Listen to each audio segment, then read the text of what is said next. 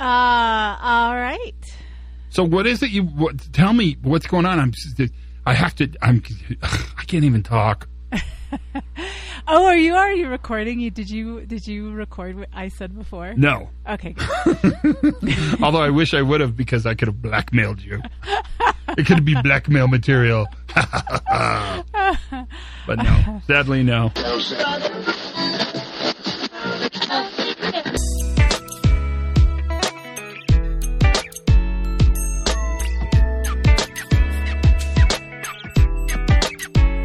Hi, everybody. Todd Conklin, Pre-Accident Investigation Podcast. Wow. What a... things change so fast. What a difference a week has made. What a difference 2 weeks have made. And I can't even imagine what next week's going to be like. This is a good podcast. You're going to like this a lot. Martha Acosta and I sat down, albeit not in the same room. She was on my front porch. I was inside my house, and discussed really the organizational response to VUCA. And if you don't know what VUCA is, you're about to learn what VUCA is. So I'm not going to tell you what VUCA is. That's coming up. But it's a remarkable time, and it almost defies description. I'm noticing everyone says, it's really an interesting time. It's really a remarkable time, and it is. It's interesting. It's remarkable. It's frightening. It's scary. It's freaky. I'm worried about everybody I know, everybody I love, everybody I care about. I'm worried about waiters and busboys and people who clean hotel rooms. I'm worried about people who have insurance, people who don't have insurance. I'm worried about old people. I'm worried about young people. God, this is depressing as hell if I keep going this way. It's just, but it's remarkable to me. It's remarkable. It's just to see a sudden event like a pandemic, albeit a giant event, but a sudden event just completely upset the stability of a system at every level is remarkable. And the virus and the health concerns for the globe are significant. The economic repercussions, I'm afraid, will be long lasting, and we're all in it. I mean, it's. If you're listening to the little daily podcast, one of them I said, "This is not a drill." I didn't mean that as a joke at all. I mean, this is not we're in it, and to a great extent, all we have, I guess, are each other. So hold on to people you love. Talk to people. Call and check on people. Text people. This idea of social distancing. It's not social isolation, but it does mean we need to check on each other. We need to check on our neighbors. We need to check on our friends. We definitely want to check on the people who work with us and for us, the people whom we work for.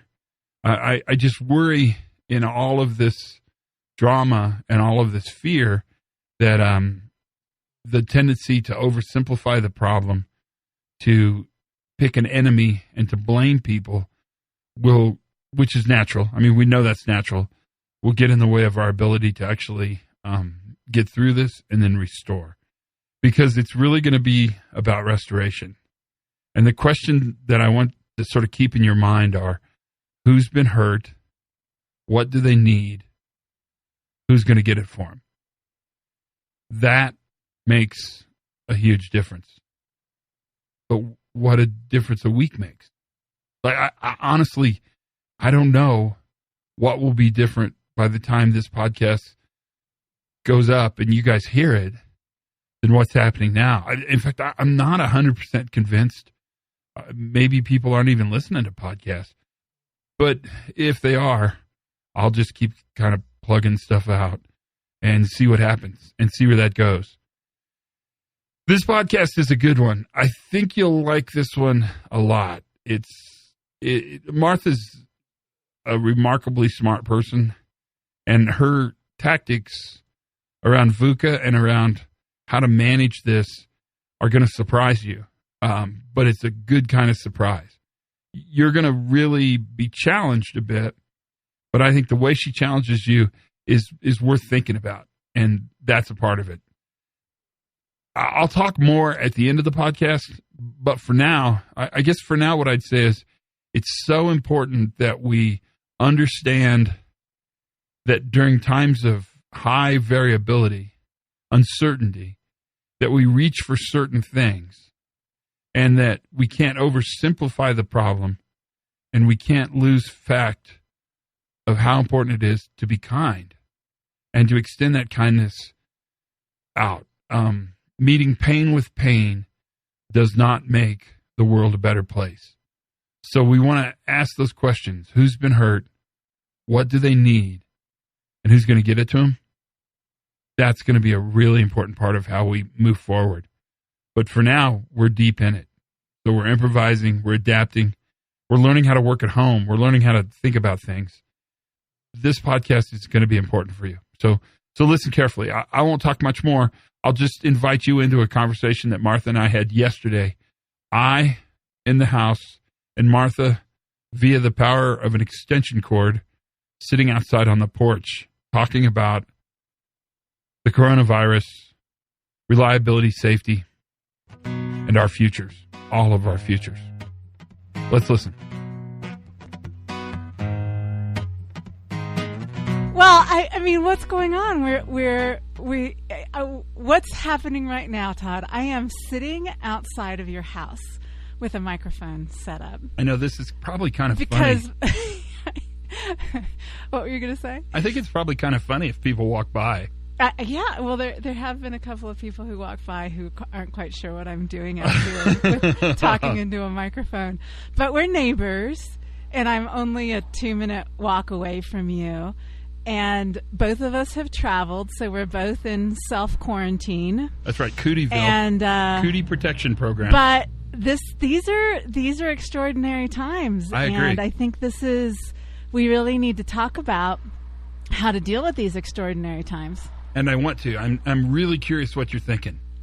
Well, one of the things that we talk about a lot is a VUCA environment, right? So the U.S. Army War College in the 90s came up with the term VUCA, volatile, uncertain, complex, and ambiguous, to describe how the world had become after the fall of the Soviet Union. And it's just becoming increasingly more relevant to business that we're living in a volatile, uncertain, complex, and ambiguous environment. So how do we deal with that? How do we deal with all of the uncertainties, all of the ambiguity, all of the volatility? We talk about complexity a lot. That's there. But the volatility, uncertainty, and ambiguity seems to have ramped up quite a bit in the last few weeks. A lot more. And I just want to add, Martha, it's so much more fun to talk about this in the macro. When we're talking theory, it's way different when we're talking reality. Right. And the reality is that we don't have enough experience with what's happening to us right now to be able to get the information, the data that we need to make good decisions. And so we are in a really difficult spot because we are needing to make very quick decisions, but we don't have the data. So what do people do, right now? What do leaders do right now? What do people do right now? I suppose they react emotionally. Well, of course, there's the emotional part. And here's the funny thing is that what we should be doing is probably the last thing we want to do emotionally. What we should be doing is we should be finding ways to essentially disrupt ourselves. So emotionally, we want to eat comfort food. Comfort, yeah. I stocked up my house, right? I've got lots of really healthy, fresh food in my fridge, but I do have quite a store of peanut butter and chocolate as well. Yeah. This is day 2 of my self-quarantine, and I've already made a significant dent in that peanut butter and chocolate. Oh no! Right? That's the normal emotional response. Yeah, of course. But what we really need to do is we need to do some things that are actually kind of emotionally challenging and socially challenging for us to be able to make good decisions. And the first one is that we need to experiment. So, Todd, I know that you talk to a lot of different people, a lot of clients, a lot of leaders, a lot of safety folk. How much do they enjoy experimenting? That's a really good question. I think they enjoy talking about experimenting, but the ability to prototype or micro experiment, people have really lost that, and I think they've lost it because the lure of the grand solution gets in the way of the small micro experimentation. Yeah. But I think it's a group that wants to experiment a lot, so it's a good group to talk to. Yeah. So, I mean, micro-experimentation is why this is important. So if you don't have information, you have to make information. And you make information through experimentation. And micro-experimentation is how you gather pieces of data that you can then make decisions from. So really, this micro-experimentation is as simple as, I'm going to set a hypothesis. My hypothesis is that if everybody works from home, then this is what's going to happen, right? And then you have a few people initially, perhaps, work from home, and you look for whether or not what you're predicting is going to happen. You gather information about what actually happens in that scenario, and then you have additional information on which to make your decision about how you're going to have people work from home later, what you're going to do to modify your operations to be able to deal with this extraordinary situation. But it's really just a matter of seeing what your assumptions are, turning that assumption into a hypothesis, and testing it in a small way. It doesn't have to be this grand design. So working from home is a really great example. So how should people experiment around this notion? Because one of the challenges is that it's really hard. I mean, people are having to relearn how to do work they do all the time. Right. So we have a little bit of traffic here, Todd. Oh, sorry. As I am sitting outside and containing our... can you say that last bit again? Yeah, so working from home is a great example because they're having to relearn how to do work they do all the time. Yeah. And so I get this idea of experimentation. That's a great idea, actually. And relearning, I think, is really important because we don't even know. We're so used to doing things in a certain way, we don't even know what our assumptions are many times into what we're doing. We tend to, I ask leaders all the time, raise your hand if you consider yourself a problem solver. And everybody raises their hand. And what we tend to do is we tend to what we are isn't so much good problem solvers. What we tend to be is good solution finders. So we use what has worked before in the past, and then we apply it to the current situation to find the ready solution, and then we act quickly on that solution, especially in situations like this where we feel like we have to act very quickly. And of course we do have to act quickly, but we do have time to do some of that questioning of our assumptions because we want to act quickly, but we don't want to act quickly with the wrong solution because that, of course, is going to have consequences that's going to set us back or have poor outcomes. So one of the things when we're used to doing things a certain way is we can stop and look at all of our assumptions, let's say, around how we work from home or what our work is or what's really most important about work. And we can actually write all of those things out, lay out all of those assumptions, and then we can question them. We can look at them in, okay, does this assumption apply in this different context? Does this assumption apply in this particular period where perhaps the work outcomes that we need are different? We have new priorities, or we're working towards a short-term end, right?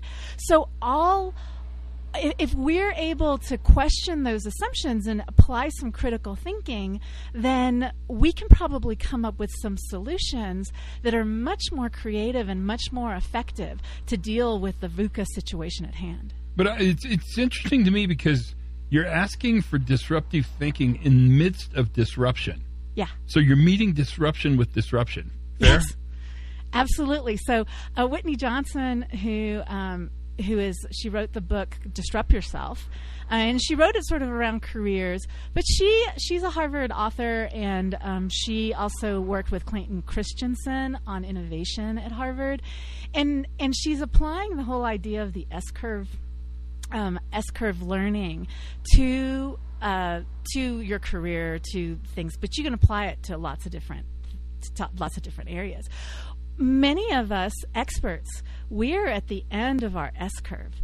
And what happens when we get to the S-curve, when we've hit expertise, is we start to get to diminishing returns anyway, right? Yeah. We start to plateau. So disrupting ourselves is how we actually get to a point where we learn.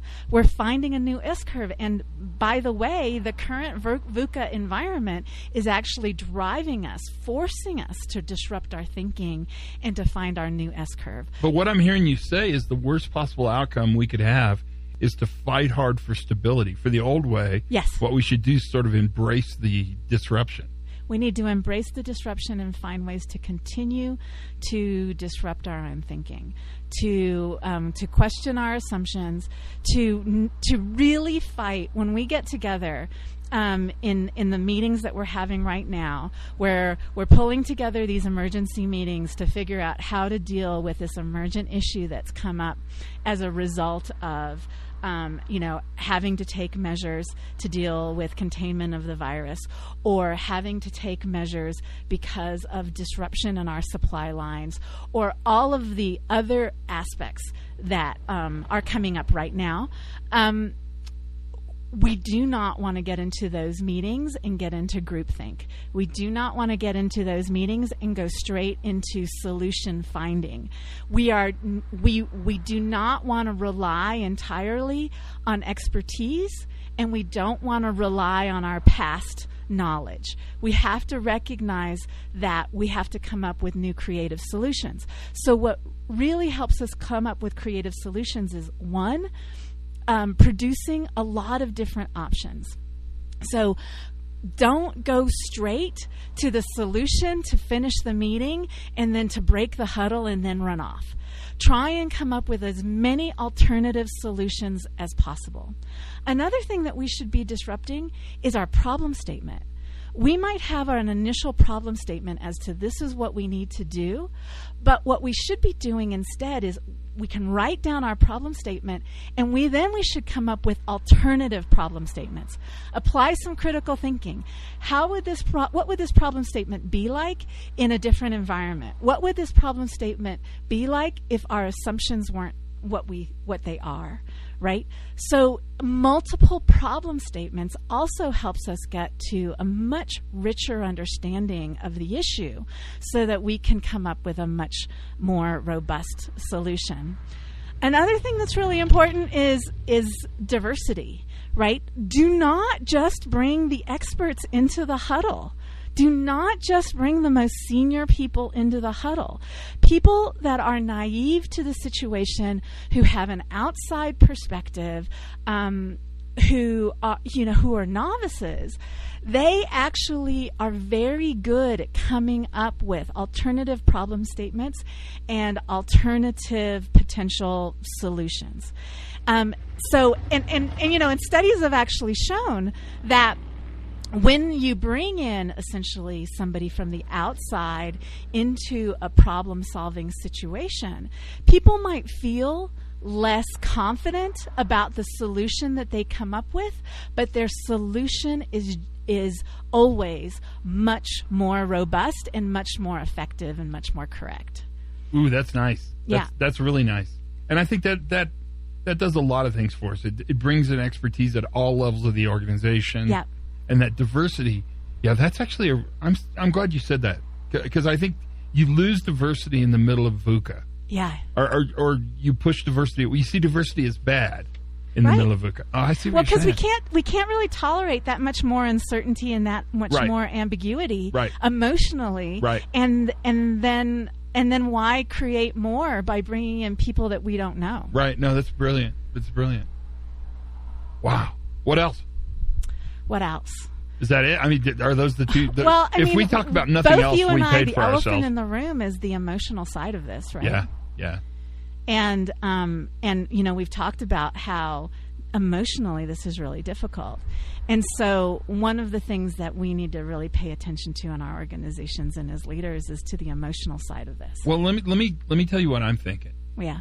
in the midst of this VUCA, this term you just taught me, emotionally what I want to do is simplify, clarify, become authoritative, become nationalistic, become inward focused, not outward focused. It's almost, I'm giving you the payoff that you brought in to talk about. Yeah. I'm everything you said I would be.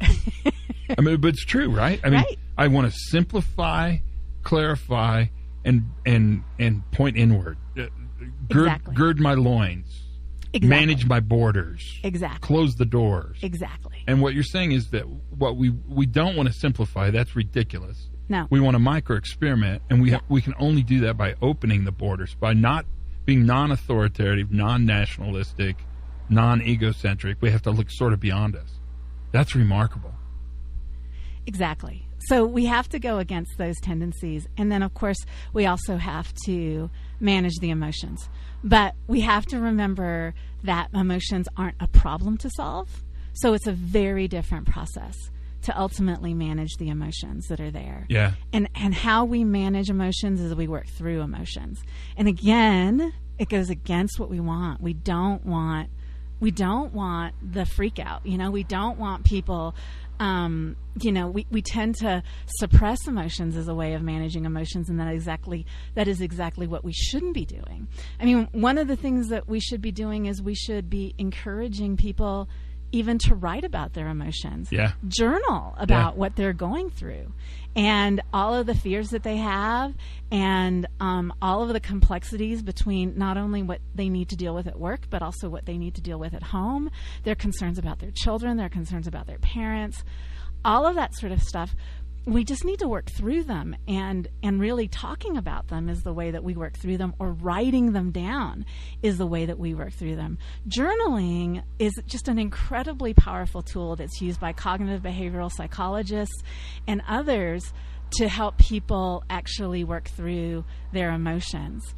Another important thing, and this is something that we know from studies in emotional intelligence, is that teams perform better when the leader has high emotional intelligence.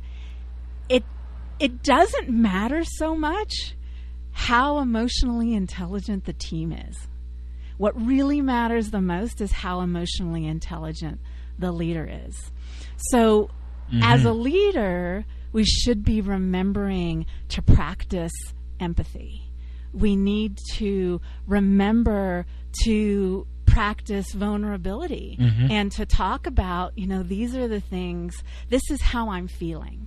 Maybe not, get away from, sometimes we talk about how we're feeling by talking about the things that we are worried about, and those get thrown out. People interpret those as problem statements, like, oh, this is something I need to solve. If you just talk about the feelings without necessarily talking about why, you know that it's just a feeling, and a feeling is just there to witness. So, you can say, I'm worried, I'm anxious, I'm tired. You don't have to necessarily justify that by saying, because this is happening, right? Because this, and the rest.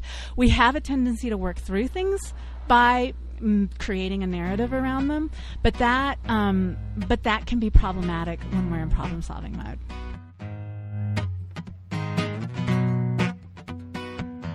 So that's the podcast. I can't thank Martha enough for calling me and saying, I got a podcast, I want to do it. I think it really meant a lot to me that she came over and did it. I think it's a great podcast. It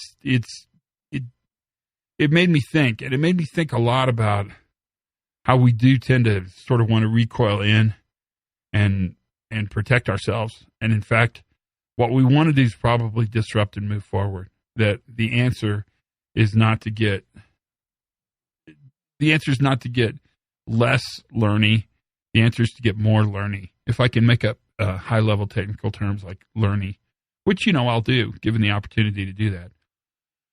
It's also, I think, super important to keep a sense of humor. I think that makes a difference as well. So I think it's worth our while just to listen to a happy voice like Martha and to laugh about being on the porch and, potential blackmail information that I didn't get taped. But I promise you, had I had the opportunity, I would have recorded the blackmail material and used it against her. I just didn't get in the house fast enough to turn it on. That's the problem. I was weak. I'll admit it. I was weak. A faster recorder would have got more dirt. Sadly, I'm dirt-free. So keep listening, and everybody invite somebody, if this will help them, to listen to Martha's podcast, or any of the podcasts will help. And if you want to add or subtract, be a part of the podcast, now's your time. We're glad to have you. I welcome wholeheartedly information from you. Any way you can share it with us. But until then, learn something new every single day. I bet you did today. I am every day. It's amazing what a difference a week makes. Have as much fun as you possibly can. Be kind to each other. And for goodness sakes, be safe.